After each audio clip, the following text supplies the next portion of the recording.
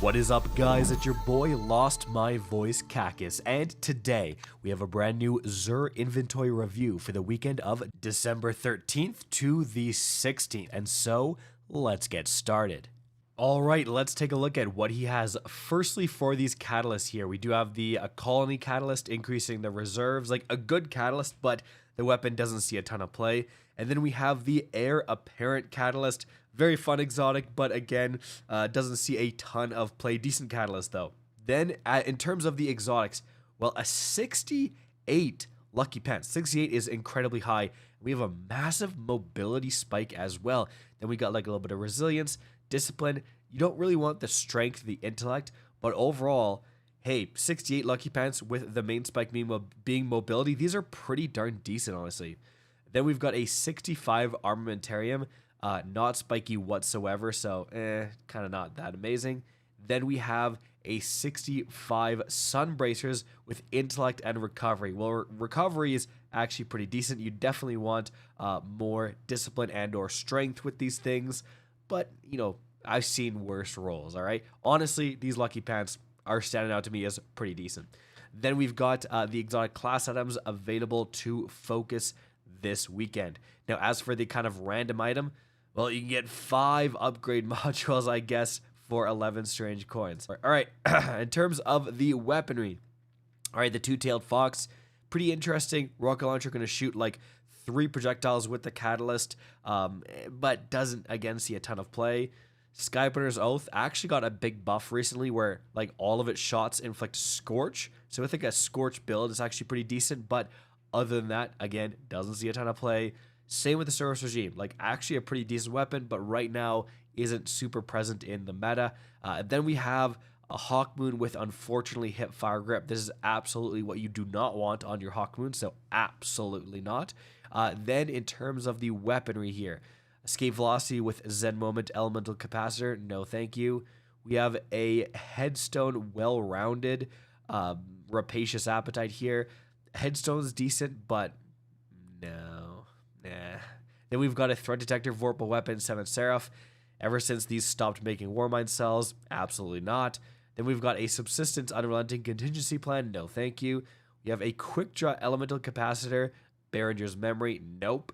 Then we have a, well, to be honest, like Target Lock is pretty decent on machine guns, but Ensemble is not. All right, like Target Lock is definitely, again, you could totally focus this. I believe this is actually craftable as well from Season of the Witch. So consider that if you are like 4 out of 5, you can just buy this one, use a Deep Set Harmonizer and get that pattern done. Other than that, no thank you. Well, okay. Relentless Strikes is God tier. It is like what you want for every sword almost, right? Now combined with Surrounded, this is an interesting one because Surrounded is also God tier for swords. Like the amount of damage you're doing with Surrounded, if it can be active, is incredible.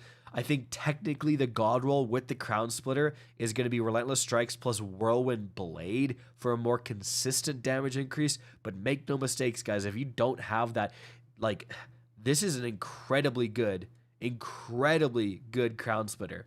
Right, you can increase the sword damage here with Honed Edge too, so Relentless plus Surrounded, and then you can hold out for the Miracle if Xur finally sells Relentless plus Whirlwind. But yeah, this is a great roll on the Crown Splitter right here. Like second best roll, right? Then in terms of the armor, let's check Light.gg for the rarity of the Genshin Impact set. And yes, I know I make that joke every time. No, I will not be stopping. So this comes all the way from Season 1, Vanilla Destiny 2, and it is somewhat on the rare side with 42% of Guardians having this very helmet. So not super rare at all, but with the more common sets being sold by Xur these days, we actually expect to see more in the 50% or higher.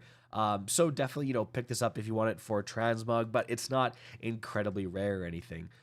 Then in terms of actually what the rolls are, 64, too much mobility, nope. Then we've got 65. I mean, you thought that was too much mobility. This is way too much mobility.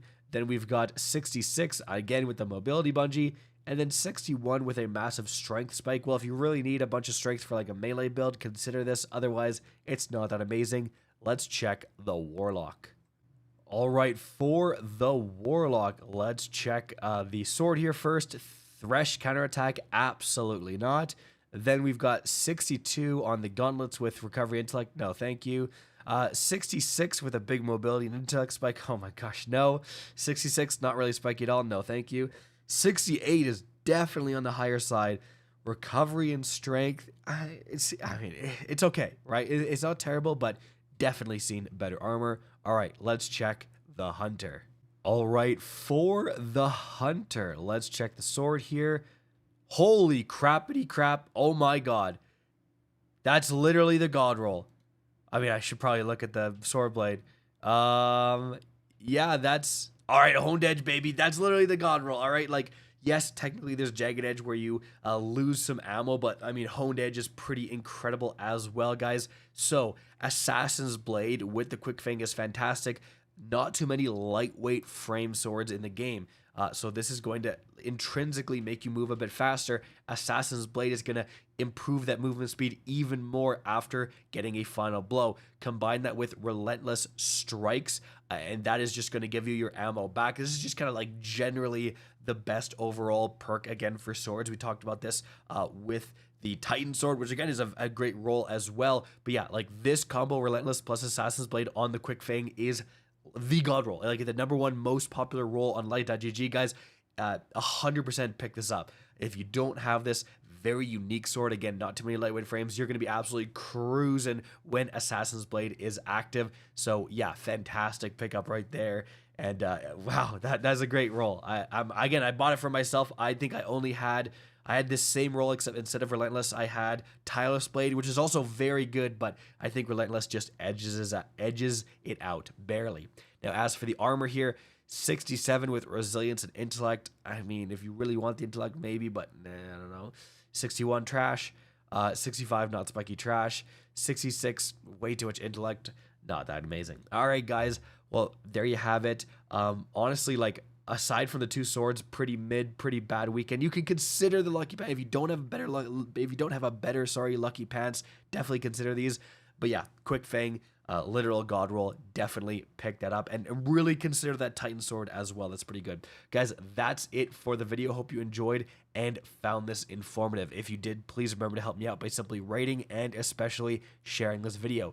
If you guys want to see more Destiny 2 content similar to this, don't be afraid to slap that subscribe button. If you want to get in touch with me and keep up to date with the latest channel activity, the best way is to follow me on Twitter at RickCacus. That is linked in the description down below. Again, I hope you enjoyed the video, and as always, have a good day.